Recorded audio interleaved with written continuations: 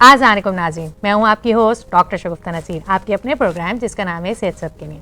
नाज़रीन, जैसे कि आप सब जानते हैं, इस प्रोग्राम का मकसद आप तक आगाही पहुंचाना है ताकि घर बैठे आप अपना और अपने प्यारों की सेहत का ख्याल रख सकें। आज हम एक ऐसी बीमारी पर बात करेंगे जो हमारे माशरे में तेज़ी से फैल रही है और ख़ास तौर पर बच्चों की ज़िंदगियों को मुतासर करती है, और ये बीमारी है थैलीसीमिया।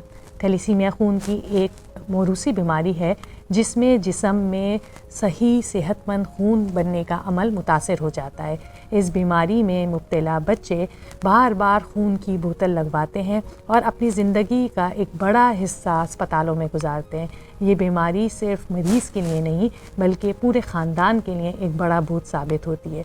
इसीलिए आज इस बीमारी के बारे में बात करने के लिए हमने अपने स्टूडियो में इनवाइट किया है डॉक्टर आसिम किदवाई को, जो पाकिस्तान के पहले डॉक्टर हैं जिन्होंने यूनिवर्सिटी कॉलेज ऑफ लंदन से हीमोग्लोबिनोपैथी में मास्टर्स किया और पिछले 15 साल से खून की बीमारियों और कैंसर के इलाज में खिदमत अंजाम दे रहे हैं, और अफजाल मेमोरियल ट्रस्ट फाउंडेशन के CEO भी हैं, और इसके ज़रिए ये थैलीसीमिया के मरीज़ों को मुफ्त इलाज फराहम कर रहे हैं। सिर्फ यही नहीं, डॉक्टर साहब की काविशों को आलमी सतह पर भी सराहा गया है और उन्हें 2024 में ग्लोबल रिकग्निशन अवार्ड से भी नवाजा गया है।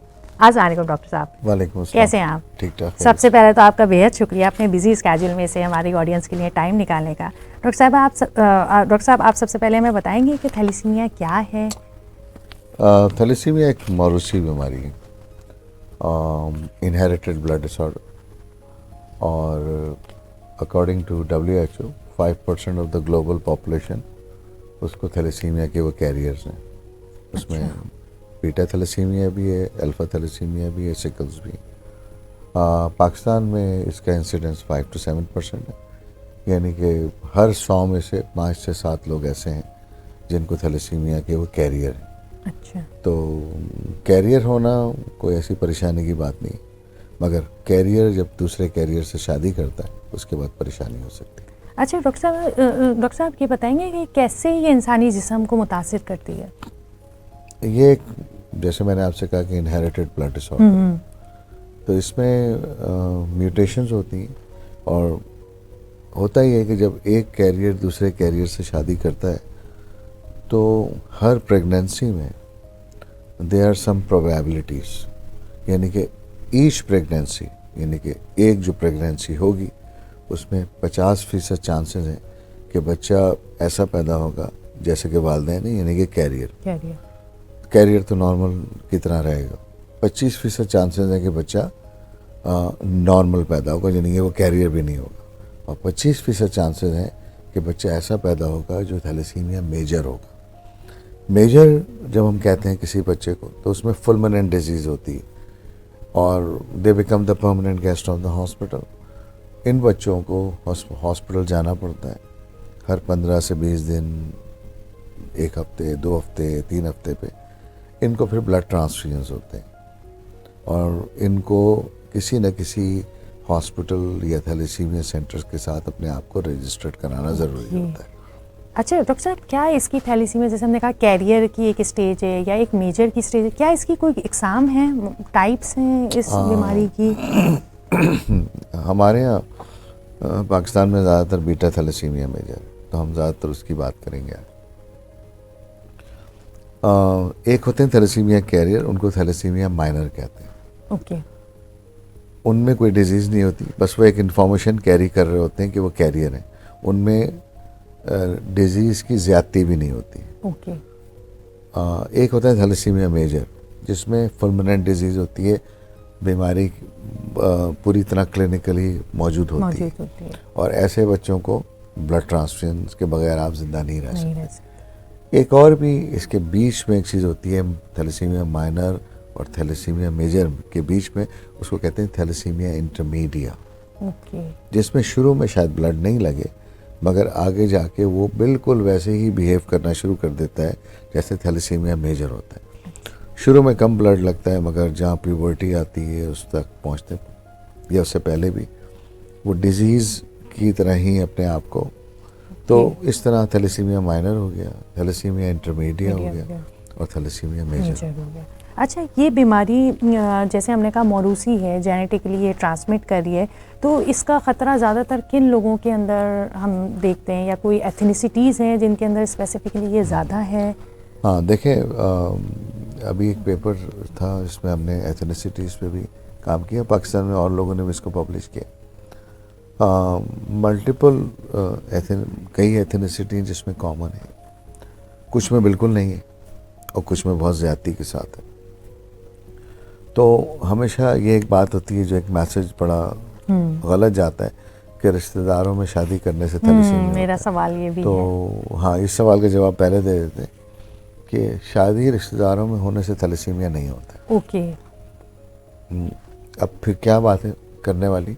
तो बात करने वाली ये है कि जिन ट्राइब्स में या जिन एथनिसिटीज़ में या जिन फैमिली में थैलेसीमिया पॉजिटिव है, उन ट्राइब्स में आप शादी से पहले थैलेसीमिया स्क्रीनिंग कराएं।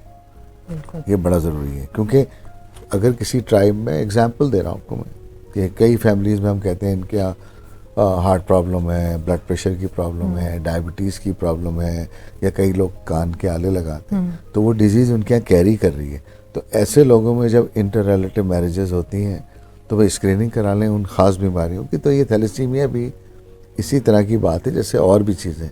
तो जो इंटर रिलेटिव मैरिजेस में होता ही है कि अगर कोई जीन कॉमन चल रही है और कोई प्रॉब्लम ज़्यादती के साथ चल रही है तो वो और कंसंट्रेट हो जाती है। तो उसको डाइल्यूट करने के लिए होता है कि आप इंटर रिलेटिव मैरिज में या बाहर करें, या फिर आपस में अगर उसके स्क्रीनिंग टेस्ट शादी से पहले हो सकते हैं तो वो ज़रूर कराएं। And thalassemia is one of the diseases कि जिसमें आप शादी से पहले थैलेसीमिया स्क्रीनिंग करा सकते हैं। अच्छा डॉक्टर साहब, आम अलामात क्या नमूदार होती हैं इस बीमारी की, जो बच्चे होते हैं या इस तरह जो आते हैं हॉस्पिटल? देखें, इसमें पहली चीज़ तो ये है कि अगर हम कभी कभी तो ये होता है कि फैमिली में थैलेसीमिया होता है, किसी न किसी रिश्तेदार के बच्चे को ब्लड लग रहा होता है, तो ये एक बड़ा स्ट्रॉन्ग क्लू होता है कि अच्छा इनके यहाँ ये है।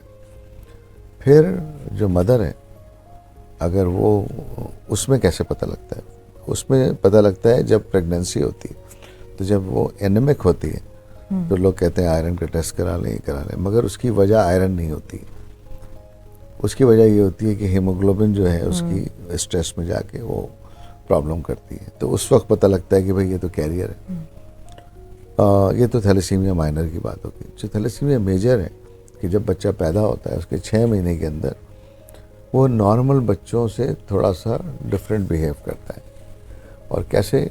एक तो लेथार्जिसिटी ज़्यादा होती है, थकान, उसमें थोड़ा सा रंग का पीला पड़ जाना या खून की कमी हो जाना, पेट थोड़ा सा बढ़ जाना, और फिर उसके बाद वो माँ ख़ास तौर पे, अगर और बच्चे पहले हो चुके हैं तो उसको पता होता है कि भाई नॉर्मल बच्चे कैसे होते हैं। तो या नहीं भी हो तो उसको लगता है कि बच्चा दूध नहीं पी रहा है, इरिटेबल हो रहा है, तो फिर वो अपने चाइल्ड स्पेशलिस्ट या जो भी डॉक्टर के पास जाते हैं। जब वहाँ जाते हैं तो वो एक बेसिक टेस्ट पहले चेक करते हैं, तो उनको लगता है कि इसकी खून की कमी है, तो वो कंप्लीट ब्लड काउंट, उसको हम CBC भी कहते हैं, फुल ब्लड काउंट FBC भी कहते हैं, वो कराते हैं। जब फुल ब्लड काउंट कराई जाती है या कंप्लीट ब्लड काउंट कराई जाती है तो उसमें जो हेमाटोलॉजिस्ट लैब में होता है वो देखता है कि इसकी हीमोग्लोबिन कम है। उसके अलावा जो पेरिफेरल फिल्म होती है जिसमें आप स्लाइड्स में देख रहे होते हैं, तो उसमें कुछ ऐसी चीज़ें मिलती हैं जिसकी बेस पे वो लिख देता है रूल आउट थैलेसीमिया मेजर। तो वो उसको लगता है कि हाँ भाई इसमें मुझे या तो आयरन डेफिशिएंसी है या फिर थैलेसीमिया मेजर, दोनों एक तरह से नज़र आते हैं। जब वो टेस्ट एडवाइस किया जाता है तो उसको हम कहते हैं HB इलेक्ट्रोफोरेसिस का या HPLC पे स्क्रीनिंग होती है। तो जब उसकी स्क्रीनिंग की जाती है तो उसमें पता लगता है कि थैलेसीमिया मेजर है, इस तरह से पता लगता है। मगर माँ को एक, अगर पहले से बच्चे और भी हैं, 2-3 बच्चे या एक बच्चा पहले, उससे वो कंपैरिजन में उसको पता लग जाता है कि भाई ये बच्चा तो अलर्ट नहीं है, एक्टिव नहीं है, इरिटेबल है, रो रहा है बहुत, और तो फिर तो ज़्यादातर ये होता है। और इसके अलावा ये होता है कि वालिदैन को अगर पहले से पता हो कि वो थैलेसीमिया कैरियर है, तो असल बात यह है कि कैरियर जो है, हमारे लिए परेशानी ये है कि एक कैरियर दूसरे कैरियर से शादी ना करे। और इसको मैं इस तरह से कहता हूँ कि crossing on the green signal का मतलब ये है, एक कैरियर है एक नॉर्मल है, हमारे लिए कोई प्रॉब्लम नहीं है, बच्चे थैलेसीमिया मेजर के पैदा नहीं होंगे। अगर crossing on the red signal ये है कि एक कैरियर है और दूसरा भी कैरियर है, तो इनके बच्चों में थैलेसीमिया मेजर 25% चांसेस है कि वो आ जाए। और अगर वो आ गया तो यकीन माने इनकी ज़िंदगी, लाइफस्टाइल, बिल्कुल हर चीज़ बदल जाती है। बिल्कुल। अच्छा डॉक्टर साहब, तो क्या ये 6 महीने या साल में ही डायग्नोस हो जाता है बच्चे जो होते हैं, या हाँ, ये बड़ी एज तक भी 3 जाते हैं? महीने, 4 महीने, 6 महीने। थैलेसीमिया इंटरमीडिएट है, जो थोड़ी सी कम इंटेंसिटी वाली बीमारी होती है, कभी कभी उसको 2 साल 3 साल में, कभी 5-6 साल में पता लग जाता है।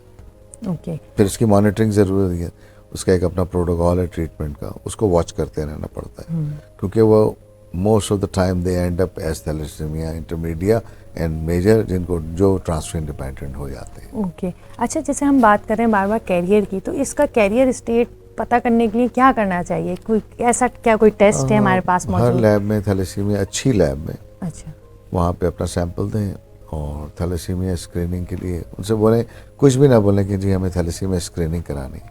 Okay. So every lab know that के what kind of test is applicable for thalassemia screening.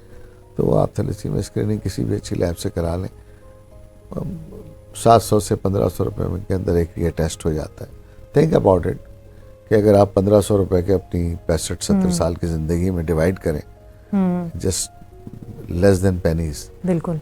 तो मगर it is worth spending on your life कि शादी से पहले थैलेसीमिया स्क्रीनिंग कराएं। That is very important. अच्छा डॉक्टर साहब, इसकी क्या क्या कॉम्प्लिकेशंस पैदा हो सकते हैं थैलीसीमिया की से रिलेटेड? जैसे बच्चों को ट्रांसफ्यूजन तो हो रही है, इसके साथ साथ उनमें और क्या कॉम्प्लिकेशंस इस बीमारी की वजह से हो सकती हैं? थैलेसीमिया मेजर का बच्चा है, हीमोग्लोबिन कम हो जाती है। हमारे यहाँ रेड ब्लड सेल नॉर्मली 120 दिन में टूटता है, इनका 30 दिन में टूट जाता है, और जो टूट के दोबारा बनता है उसकी क्वालिटी अच्छी नहीं होती, हमें ऊपर से टॉप अप करना पड़ता है ब्लड, तो इनको हम ट्रांसफ्यूजन देते हैं।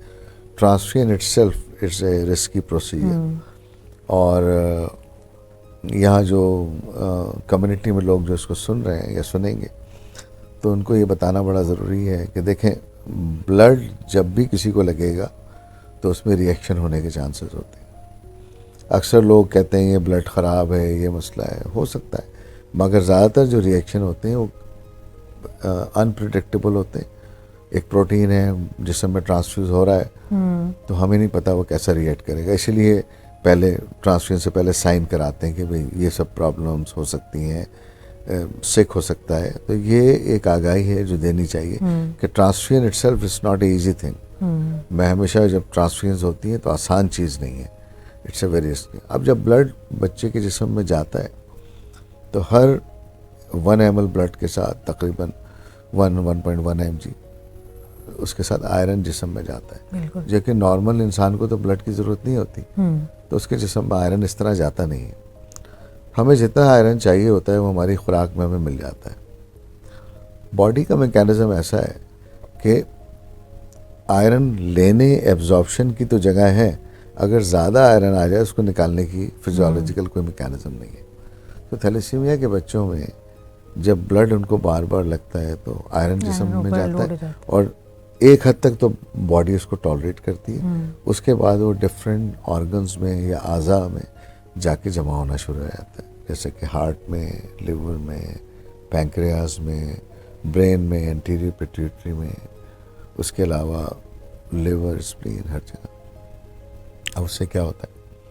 उससे ये होता है कि ये जब जमा होता है तो वहाँ पे ऐसे रिएक्शन करता है, उस जगह को तोड़ना शुरू कर देता है। अच्छा। इसीलिए आप देखें थैलेसीमिया के बच्चों में डायबिटीज़, हार्ट फेलियर, लिवर के प्रॉब्लम्स, फिर अगर एंटीरियर पिट्यूटरी में हो रहा है तो फिर ग्रोथ के प्रॉब्लम्स, ये फिर इनकी प्यूबर्टी नहीं आ पाती, तो ये एक मल्टी सिस्टम डिसऑर्डर है। अब आप ये सोचें कि अगर कैरियर शादी से पहले अपने आप को चेक करा लेता है तो इन सिनारियोज में नहीं जाएगा। बिल्कुल। हम जब कपल शादी होती है तो वो एक अपनी अच्छी लाइफ एक्सपेक्ट कर रहे होते हैं। सोचें आप इस पूरी अच्छी लाइफ के बीच में जब एक बच्चा पैदा हो, ये become the permanent guest of the hospital, life change हो जाती है। बिल्कुल।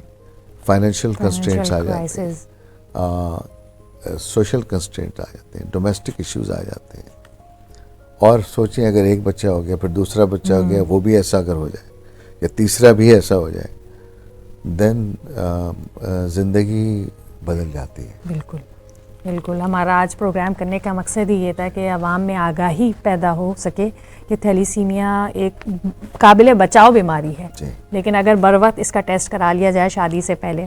अच्छा डॉक्टर साहब ये बताएं कि इस बीमारी का इलाज कोई मौजूद है या यही ब्लड ट्रांसफ्यूजन ही इसका इलाज है? देखें, बहुत सारी बीमारियाँ हैं जिनको आप प्रेडिक्ट कर सकते हैं, और प्रेडिक्ट इस तरह से कर सकते हैं कि अगर हम स्क्रीनिंग करा लें तो, और हमें पता लग जाए कि हम कैरियर हैं, तो एक कैरियर दूसरे कैरियर से पहले बात है शादी ना करें। कभी कभी ये होता है कि नहीं शादी करनी है, तो इसका मतलब है रेड सिग्नल पे क्रॉस करना है, वो करें। मगर फिर हर प्रेगनेंसी में 12-13 हफ्ते से पहले जो कंसीव कर लेते हैं, तो फिर आप टेस्ट कराएं, उसमें जो है ना मिसकैरेजेस के चांसेस होते हैं। तो मैं ये कहता हूँ कि इतनी कॉम्प्लिकेशंस में जाने से पहले गेट योरसेल्फ स्क्रीन। और हम ये कहते हैं कि मेल फीमेल में से अगर एक कैरियर है एक नहीं है, वी हैव नो इशू, फिर वो बच्चे थैलेसीमिया मेजर के पैदा नहीं होंगे। एंड जब कैरियर होंगे तो फिर कैरियर को दोबारा स्क्रीनिंग करा लें। तो एक ऐसी बीमारी जिसको आप कहने से रोक सकते हैं, यकीनन थैलेसीमिया एक ऐसी बीमारी है। It's a disease which can be prevented by awareness and adequacy.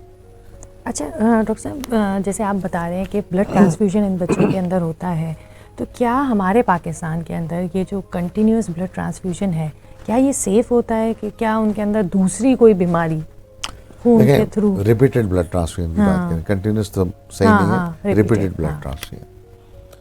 देखें, नेचर ऑफ डिजीज तो ये है कि उसमें ब्लड तो लगेगा। इसमें और भी ट्रीटमेंट्स हैं, जैसे ट्रांसप्लांट है, स्टेम सेल है, जीन थेरेपी है, मगर ये बहुत महंगे इलाज है। और जहाँ पे स्टेट जो है आपको पता है कि वो अपने हेल्थ पे काम तो कर रही है, मगर फिर भी वी हैव कंस्ट्रेंट्स।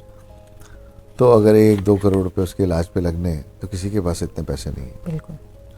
मगर 1500 रुपये का स्क्रीनिंग टेस्ट तो करा सकते हैं। बिल्कुल। तो हमें अपने आप को कंपेयर करना पड़ेगा। हमें चाहिए कि हम अपनी ज़िंदगी में से कुछ पैसे निकाल के अपने जिस्म के ऊपर खर्च करें, और वो ये है कि थैलेसीमिया स्क्रीनिंग कराएं। सबसे बेस्ट तरीका है प्रिवेंशन का। आपको कुछ नहीं करना, कैरियर स्टेट आपके सामने आ जाएगा। तो जब कैरियर स्टेट सामने आ गया तो दूसरे कैरियर से शादी ना करें, सबसे आसान इलाज। अच्छा, तो ये बचपन में भी अगर बच्चों का करा लें, पेरेंट्स बच्चों की शादी से पहले खुद ही करा लें, बचपन में ही करा के रख लें, तो वो मतलब पहली दफ़ा में ही पता लग जाएगा। जी हाँ, ये जैसे देखें हम ब्लड ग्रुप कराते हैं, तो जिस मुल्क में 5 to 7% इंसिडेंस है, तो ब्लड ग्रुपिंग के साथ थैलेसीमिया स्क्रीनिंग भी कराने, क्या उसमें प्रॉब्लम है? असल बात ये है कि हमें प्रोएक्टिव अप्रोच पे जाना चाहिए। रिएक्टिव अप्रोच ये है कि जब शादी पे जा रहे हैं तो करा लें, फिर प्रोएक्टिव ये है कि पहले करा लें, पहले ही करा लें। तो और आगाही बड़ी ज़रूरी है, आगाही बार बार देना बहुत ज़रूरी है। रिपीटेड इंटरवल्स पे pulses of information needs to be given to the community by the print media as well as the electronic media, and this is only possible once we talk about it on regular basis. बिल्कुल। तो जो नाजरीन सुन रहे हैं और जिनके बच्चे छोटे हैं, चाहे वो लड़के हैं या लड़कियां हैं, दोनों के आप स्क्रीनिंग अभी से करा लेंगे तो इट वुड बी बेटर कि आपको पहले से पता होगा, और आइंदा के जब वो बड़े होंगे तो और उनकी आगे के मराहिल शुरू होंगे ज़िंदगी के, तो आप एटलीस्ट अगली फैमिली से भी डिमांड कर सकते हैं कि भाई आप थैलेसीमिया का टेस्ट। देखिए, इसमें 2 चीज़ें बड़ी इंपॉर्टेंट हैं, क्योंकि ये एक सोशल एक बड़ा, हम जिस तरह के कल्चर में हम रहते हैं, हमारे यहाँ शादी रिश्तेदारों में होती है। अब क्या है कि अगर मेल करा लें, फीमेल ना कराएं, हमें तो ये पता करना है कि वो नॉर्मल है या नहीं है। अगर एक घर में कैरियर नहीं है तो दूसरा कराए ना कराए, उससे क्या प्रॉब्लम। एक हमें चाहिए कि कैरियर ना हो, जीन दोनों ना हो तो आइडियल है। तो उसमें ये होता है कि आप कम से कम एक आदमी तो कराएं, करवाएं। और उसके बाद अगर सेंसिबल हैं लोग, समझ सकते हैं, तो असल मुझे समझ में आती है बात कि पाकिस्तान में जिस तरह ट्यूबरकुलोसिस, कोविड, नमूनिया, HIV, हेपेटाइटिस, इसके बारे में बात हुई, तो थैलेसीमिया के बारे में इतनी ही बात होनी चाहिए। बिल्कुल। और आगाही इसका वाहिद हल है जो हमें ज़िंदगी को थैलेसीमिया फ्री कर सकता है। बिल्कुल। अच्छा डॉक्टर साहब, ये जो थैलेसीमिक पेशेंट होते हैं, इनकी एक्सपेक्टेड एज क्या होती है? औसत उम्र क्या, कितने साल ये लोग सरवाइव कर पाते हैं? पाकिस्तान में अनफॉर्चुनेटली इनका सर्वाइवल कम है, और उसकी एक बड़ी वजह ये है, इनको वक्त पे खून नहीं मिलता है, इनको दवाएं नहीं मिलती हैं, इनके लिए हॉस्पिटल्स नहीं है, they are last in the queue, socioeconomic constraints होते हैं, इनको अगर 9 ग्राम HB पे रखना है वो नहीं मिलती, उससे इनके प्रॉब्लम्स होते हैं। ब्लड मिलता है तो उसमें आयरन जाता है, आयरन को निकालने की दवाएं सही तरह नहीं मिलती, उससे प्रॉब्लम होती है। तो ये बच्चे हार्डली 20-22 साल, अगर अच्छे सेटअप्स हों दुनिया भर में जैसे हैं, तो 50, 55, 60 नॉर्मल लाइफ की तरफ आ गए, अपना काम करते हैं, जॉब्स करते हैं, पढ़ते हैं, सब कुछ करते हैं। ऐसा समझ लें जैसे कि डायबिटीज़ में आप शुगर को मैनेज करेंगे तो आपकी ज़िंदगी नॉर्मल तक, कॉम्प्लिकेशंस होती हैं मगर ज़िंदगी गुजर जाती है। तो थैलेसीमिया के बारे में ये समझेंगे आपने आयरन को मैनेज करना है, और हीमोग्लोबिन को टाइम पे ब्लड लग जाए, और जो आयरन की ज़्यादती है उसको आप आयरन केलेशन थेरेपी, जो आयरन के निकालने की दवाएं हैं, वो टाइम पे पूरी मिल जाए, तो ये बच्चे नॉर्मल ज़िंदगी गुजार सकते हैं। फिर भी ये ज़ाहिरी बात है, इनको थैलेसीमिया सेंटर्स आना पड़ेगा। तो बेस्ट ट्रीटमेंट जो है वो प्रिवेंशन है। अच्छा डॉक्टर साहब, आप तो इतना बड़ा माशाल्लाह अदारा चला रहे हैं और आप इसको ऊपर से मतलब ईगल व्यू से देख रहे हैं, तो आप थोड़ा सा ये बताएंगे कि एक जैसे, ताकि लोग और इस चीज़ से डरें, इस बीमारी से, कि कितना अंदाज़न ख़र्चा एक फैमिली पे आता है पर महीने के हिसाब से अपने बच्चे को मैनेज कराने के लिए, दवाओं का? देखें, थैलेसीमिया जो है ना, एक उसको इलाज करने के लिए एक हॉस्पिटल चाहिए आपको। जैसे कि अगर बच्चा है तो उसके लिए एक बच्चों का हॉस्पिटल चाहिए, अगर बड़ा है तो उसके लिए एक एडल्ट मेडिसिन का चाहिए। वजह क्या है?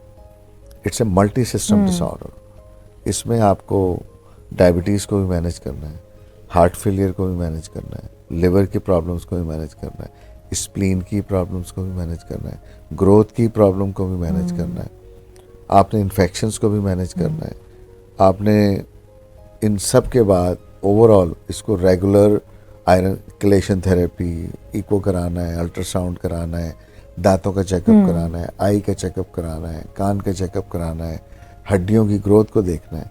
तो ये थैलेसीमिया एक सेंटर में तो नहीं हो सकता।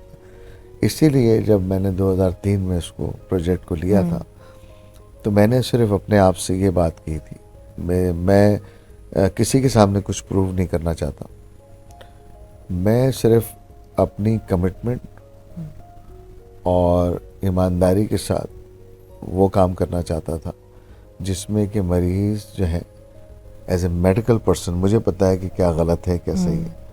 तो अगर मैं सिंसियरिटी के साथ कॉम्पिटेंसी ले आऊँ तो काम हो जाएगा। तो इसलिए हमने पाकिस्तान का पहला 24 आवर स्ट्रक्चर्ड प्रोग्राम हमने इंट्रोड्यूस किया पाकिस्तान में। इससे पहले it was never attempted before कि आपके पास एक बच्चा आए अंडर वन रूफ, उसको सारी अंडर वन रूफ। तो इट वाज लाइक बहुत मुश्किलात, और अभी भी आसान नहीं है कि उसको आप अपने पास रजिस्टर करें और उसके बाद उससे बोलें कि ये अब आपको ना इसके पैसे कोई देने, ये हमारी जिम्मेदारी ना है, आपको ब्लड के अगेंस्ट कोई डोनर देना है, ना आपको आयरन थेरेपी के पैसे देने। जब आपका सर्जरी अगर हुई तो वो हॉस्पिटल करा लेगा, इंटेंसिव केयर यूनिट चाहिए तो वो मिल जाएगा, वार्ड चाहिए तो वो मिल जाएगा, ultrasound, echo, DEXA scan, fibro scan, echo, OPG, ECG, endocrinologist, cardiologist, orthopaedics, diabetes, intensivist, paediatricians, sonologist, radiologist, haematologist, haemoglobinopathy specialist, ये ख्वाबों की बातें हैं पाकिस्तान। और इस ख्वाब को पूरा करने में अल्लाह ताला ने रहम किया हमारे ऊपर और हम ये काम कर पाए। तो heads off to my team, जो लोग इसमें शुरू से जुड़े रहे, उनकी बहुत मेहनतें। बिल्कुल। मैं सामने और पीछे एक टीम है जो काम कर रही है। तो असल बात समझ में ये आती है कि आपकी नीयत जो है उस पर अल्लाह ताला नवाज़। बिल्कुल। और उसके बाद नवाजने के बाद वो काम अच्छा होता रहे, तो ये आपके ऊपर है कि आप कितना आजिज़ी के साथ अल्लाह से मांग रहे हैं। अगर आप कहें कि मैंने किया है तो उसके काम तमाम हो जाता है। तो कोई तो है जो निज़ाम हस्ती चला रहा है। बिल्कुल बिल्कुल। तो हमारा काम सिर्फ ये है एज ए मेडिकल पर्सन कि हम एथिक्स के साथ राइट वे ऑफ मेडिसिन जो है वो डिलीवर करते रहे अपने और रिस्पेक्ट के साथ कि पेशेंट की रिस्पेक्ट भी ना मजरूह। तो हम ये पहला एक स्ट्रक्चर्ड प्रोग्राम है जो सिंध के लिए प्राइड भी है। बिल्कुल। क्योंकि एक 40 बेड का, 45 बेड का, एक 3 फ्लोर का डेडिकेटेड हॉस्पिटल जो कि थैलेसीमिया को भी देख रहा है, उसके साथ साथ अब और भी ब्लड डिजीज को देख रहे हैं। क्योंकि एक चिल्ड्रन हॉस्पिटल जब बन जाता है तो उसमें सिर्फ थैलेसीमिया नहीं देखा जा सकता। या तो आप ब्लड डिजीज देख रहे हैं तो उसमें और उनको भी देखें। कैंसर तो ये कैंसर तो एक बहुत छोटी सी, देखें अगर हम ब्लड डिजीज की बात करें तो बिनाइन हेमेटोलॉजी में 2-3 बहुत बड़ी एक फील्ड है। बिनाइन हेमेटोलॉजी एक समंदर है। मैलिग्नेंट हेमेटोलॉजी जो कैंसर की बात कर रहे हैं उसमें एक्यूट ल्यूकीमिया है, क्रोनिक ल्यूकीमिया है, उसके अलावा एक्यूट माइलॉइड ल्यूकीमिया है और हिस्टोसाइटोसिस, 3-4 बीमारी हैं जो कि कैंसर्स हैं। उसके अलावा समंदर है एक बिनाइन हेमेटोलॉजी का, जिसमें हीमोग्लोबिन डिसऑर्डर्स हैं, वाइट ब्लड सेल डिसऑर्डर्स हैं, प्लेटलेट डिसऑर्डर्स हैं, बोन मैरो फेलियर्स हैं। ये वो चीज़ें हैं जिसके लिए कभी कोई काम नहीं हुआ है, तो हम उस काम में लगे हुए हैं। ओके। अच्छा डॉक्टर साहब, ये कराची में ही सिर्फ आपका सेटअप है या ये सिंध में और जगह पे भी सर्विसेज? हमने शिकारपुर में सिविल हॉस्पिटल में एक बिल्डिंग हमने एक्वायर की हुई। ओके। और उस बिल्डिंग को हम अपने जिस तरह कराची का सेंटर है उसके साथ वो कनेक्टेड है। ओके। तो वहाँ 300 बच्चे हैं जिनका इलाज हो रहा है। यहाँ पे तकरीबन 1200-1300 बच्चे हैं जिनका इलाज हो रहा है। और हम सबसे इम्पॉर्टेंट बात है, जितने और थैलेसीमिया सेंटर्स हैं 5 बजे के बाद उनके बच्चे जो हैं जो इमरजेंसी में आते हैं उनको भी हम फ्री सर्विसेज देते हैं यहाँ पे। तो जो हो सकता है वो कर रहे हैं। बिल्कुल। और एक सेटअप, इसको सपोर्ट की ज़रूरत है कि गवर्नमेंट ऑफ सिंध को चाहिए कि वो इन सेटअप्स का विज़िट करें। और मुझे सच अ पिटी फॉर दिस कंट्री अनफॉर्चुनेटली कि गवर्नमेंट के जो रिप्रेजेंटेटिव हैं, पाकिस्तान का पहला 45 बेडेड 24 घंटे का हीमोग्लोबिनोपैथी सेटअप जो कि प्राइड है सिंध के लिए, उसको आज तक गवर्नमेंट के लोग जो हैं वो विजिट ही नहीं कर पाए। तो ये इनकी काहिली है, इनको देखना चाहिए। प्रायोरिटी सेट में उनकी वो नहीं, आके उसको देखेंगे आई तो इनको अंदाज़ा होगा बिल्कुल कि ये सर्विसेज कितनी है और फिर हमारे साथ जुड़े इस काम में। बिल्कुल। क्योंकि हम स्टेट तो हम तो स्टेट से हेल्प मांग रहे हैं। बिल्कुल। और हमें इस तरह की हेल्प जब तक बिजनेस कम्युनिटी से, फाइनेंशियल इंस्टीट्यूशन से, गवर्नमेंट ऑफ सिंध, और गवर्नमेंट ऑफ सिंध के बहुत सारे काम हैं जो बहुत अच्छे हैं जो हमारे सामने हैं, तो उनको चाहिए इस सेटअप को भी वो हमारे साथ मिल के इसको सपोर्ट करें। इनको ये मेरी इस प्लेटफॉर्म से CM सिंध जो है उनसे मेरी रिक्वेस्ट भी है कि please do visit AMTF central में है और देखें कि क्या काम कर रहे हैं। क्या काम हो रहा है। अच्छा डॉक्टर साहब, आपका तो इन जो थैलेसीमिक पेशेंट्स हैं इनकी फैमिलीज से ताल्लुक़ रहता है, तो आप हमारे नाज़रीन को बताएंगे कि वो लोग किस तरह, किन नफ्सियाती या माली मुश्किलात का शिकार होते हैं जब उनके बच्चे इस बीमारी का? देखिए, माली मुश्किलात का शिकार तो health out of the pocket है। तो जैसे एक आम आदमी पाकिस्तान में रहता है परेशान, उस तरह ये भी रहते हैं। इनकी परेशानी थोड़ी इसलिए बढ़ जाती है कि इनको एक दफ़ा नहीं आना, इनको महीने में 2 या 3 दफ़ा आना है। तो वालिदैन अगर एक कुंबा है, 3 बच्चे हैं, 2 बच्चे ठीक हैं, 1 बच्चा प्रॉब्लम है, पहले सुबह उठ के उन 2 बच्चों को स्कूल भेजना है, इस बच्चे को लेके सेंटर आना है, बाप छोड़ता हुआ चला जाएगा या बाप बच्चों को स्कूल छोड़ेगा, ये माँ जो है घर का काम करके निकलेगी, फिर उसने 2-3 बजे वापस जाना है, फिर घर का काम करना है, इस बच्चे को बीमार हो गया कोई प्रॉब्लम, रात को फिर अस्पताल लेके आना है, हर 10 दिन 12 दिन पे टेस्ट करवाने हैं। Life is not easy. और यकीन माने कि सेहत करोड़ नेमत है। बिल्कुल। इंसान का सेहतमंद होना, इससे बड़ी ज़िंदगी का तोहफा अल्लाह ताला कोई दे से आप मांग ही नहीं सकते। सेहतमंद है जिस्मानी और जहनी लिहाज से, तभी काम बनते हैं। बिल्कुल। तो इनके साथ जो तकलीफ़ें हैं, जहनी तौर पे ठीक होते हैं, जिस्मानी तौर पे कमज़ोर होते हैं, और वालिदैन बहुत तकलीफ़ में होते हैं, और बहुत ज़्यादा तकलीफ़ दे मरहला है। मैं पिछले समझे 27 साल से ये देख रहा हूँ। लाइफ इज़ नॉट ईजी, और चैनल चेंज करने से मसला हल नहीं होता। बिल्कुल, बिल्कुल। मसला यहीं पे है।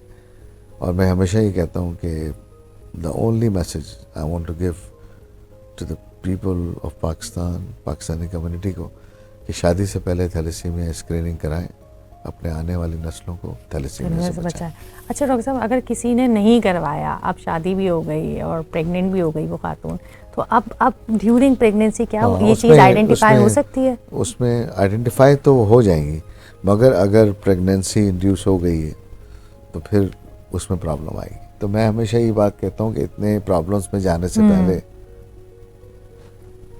ही करा ले। लेकिन अगर किसी ने नहीं कराया तो फिर भी बिल्कुल, ये चीज़ आइडेंटिफाई हो सकती है। देखिए ये तो आते हैं, बहुत सारे लोग हैं, किसी को डायबिटीज़ आती है, किसी को हार्ट प्रॉब्लम हो जाती है, किसी को बोन प्रॉब्लम हो जाती है। तो प्रॉब्लम्स तो ज़िंदगी में सेहत के साथ चलती रहती है। बिल्कुल। मगर अगर आपको एक बीमारी का पता है तो उसके बाद पता है कि पाकिस्तान में ये प्रॉब्लम है, तो स्क्रीनिंग कराना तो बनता है। बिल्कुल। अच्छा डॉक्टर साहब, आम हमारे माशरे में इस बीमारी को लेके कोई गलत फहमियाँ जो पाई जाती हैं, बहुत कॉमन मिथ्स एंड बहुत कॉमन इसमें ये है कि ये शादी जो है ना रिश्तेदारों में करने से थैलेसीमिया हो जाता है। देखें, ये आज मैसेज इसको क्लियर कर लें कि रिश्तेदारों में शादी करने से थैलेसीमिया नहीं होता है।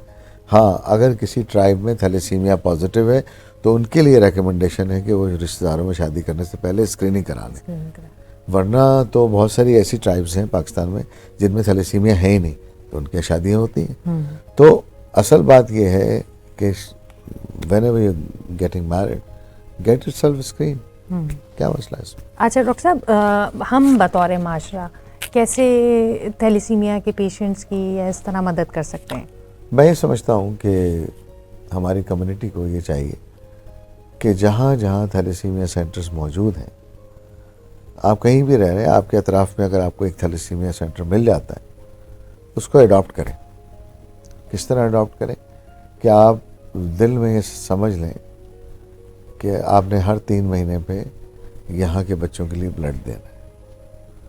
मैं सेंट्रल में एरिया में अगर हमारा सेंटर है तो मैं सेंट्रल एरिया जो है उससे मैं दरख्वास्त करूँगा कि भाई आप हर 3 महीने पे, अगर 50 लाख की आबादी रह रही है तो भाई 3-3 महीने पे आगे ब्लड दीजिए आप।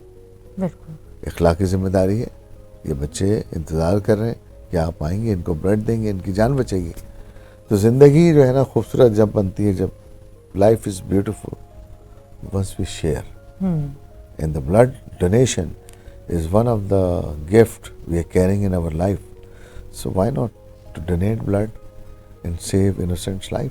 बिल्कुल। तो ये बड़ा अहम मैसेज है डॉक्टर साहब का कि भाई आप लोग अपनी लाइफ में कुछ शायद खैरात सबका करें नहीं करें, बट आप एटलीस्ट अपना ब्लड तो डोनेट कर सकते हैं। इसमें कोई पैसे नहीं लग रहे आपके जिस्म में से खून ही लिया जा रहा है। अच्छा डॉक्टर साहब, हुकूमत की तरफ से थैलेसीमिया के ऊपर क्या काम अभी तक काम हो रहा है? अब ज़्यादा हो रहा है, पहले कम हो रहा था, मगर मेरा अपना ख्याल है कि एक नेचुरल प्रोसेस है। हर डिजीज़ प्रिवेंशन का एक प्रोसेस आता है। पहले कम काम होता है, फिर मोमेंटम डेवलप होता है, फिर सब काम करना शुरू करते हैं। तो यस, हो रहा है काम। अच्छा डॉक्टर साहब, आप इतने बड़े लेवल पे इस चीज़ को देख रहे हैं, तो आप लोग नहीं कोई सजेशन इन लोगों को देते, पॉलिसी मेकर्स को, कि भाई NIC में एटलीस्ट ऐड कर देंगे ब्लड ग्रुप और ये थैलेसीमिया का, या फिर शादी के जो निकाह नाम है उसमें ऐड कर दें?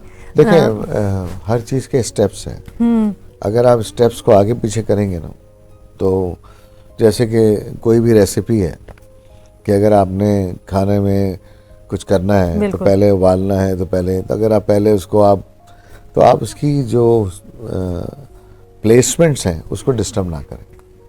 अक्सर लोग यही सवाल करते हैं जो आपने सवाल किया कि शादी से पहले ये देखें, पहले तो डाटा कलेक्शन है।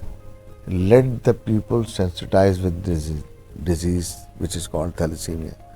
कोविड में हमने बहुत बात की, ट्यूबरक्लोसिस में हमने बात की, HIV पे बात की, पोलियो पे बात की, हेपेटाइटिस पे बात की, नमूनिया पे बात की। तो थैलेसीमिया पे पहले बात तो कर ले इतनी, पब्लिक तक ये नॉलेज ले आए, वो हम नहीं ला रहे। जब तक कि पब्लिक को आप बार बार ये बताएंगे नहीं, एक बार उनको अच्छी तरह बता दें, फिर लेजिस्लेशन सब कुछ ले आइए।